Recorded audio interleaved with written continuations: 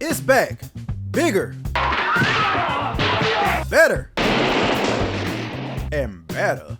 It's Black History Month, the sequel, a 28-day celebration of black exploitation films. I mentioned last year that exploitation movies have many different subgenres other than blaxploitation. There's sexploitation, slavesploitation, even carsploitation. Any trend that could be exploited for profit was fair game, and even though they don't call it by the same name these days, the general idea still exists in modern movies. If one studio makes a profitable film, you better believe a bunch of copycats will follow. That's what happened in 1971, when legendary B-movie director Roger Corman started a new studio called New World Pictures and started producing cheap films in the Philippines. One of which was The Big Dollhouse, a film with a mostly female cast and a prison theme. The movie put Pam Grier on the map, since it was just her second movie role. It was even directed by Jack Hill, the same guy that would go on to direct Coffy and Foxy Brown. The movie helped kickstart the women in prison subgenre. Around this time, they were putting women in everything. There were women in chains, women in cages, even women in women, since lesbianism was a prevalent theme in these movies.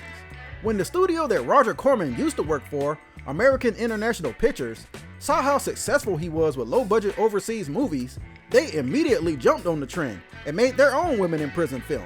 That movie was Black Mama, White Mama, a 1973 film that also starred Pam Grier as Lee Daniels, or Black Mama, and Margaret Markov as Karen Brent, or White Mama. They even went as far as to film the movie in the Philippines, following Corman's blueprint to a T. In Black Mama, White Mama, Lee and Karen get sent to a low-security prison at first, and bruh, if you thought Black Shampoo was bad when I talked about it last year, you haven't seen anything yet. The sexploitation was so bad, I could barely show any of the footage. This is less a prison than it is a resort. Looks like a good time to me. Go ahead and give me 3 to 5. It's ran by 2 aggressive female prison guards, who themselves are in a relationship, but one of them likes to take advantage of the prisoners and treats them harshly if they deny her advances. Lee turns her down because she doesn't want to jeopardize her integrity, but White Mama Karen is all for it because she believes in using what she has to her advantage. This difference in ideology leads to them being at odds with each other, and it's not until they get put in solitary confinement together, which is quite the oxymoron, that they decide it's better to work together. I really like the early prison stuff, and if they had decided to make that the entire movie, I would have been cool with that. An hour and a half of Black Mama and White Mama trying to understand each other until their time is up would have still worked as a compelling drama, but the studio probably didn't think they could sell that. So after they leave the confinement, Black Mama, White Mama becomes straight up action, and you know what? It's still great. The movie was greatly influenced by, and some would say completely ripped off, The Defiant Ones, a 1954 film starring Sidney Poitier and Tony Curtis about 2 convicts who escape a chain gang and must work together to get to freedom.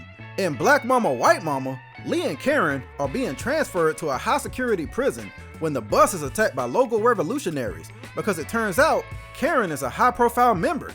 A shootout occurs with the police, so Karen can't be rescued, and worse, she's chained to Lee, who has motivations of her own, because she's a former prostitute who stole 40 G's from her boss and had plans to escape on her own.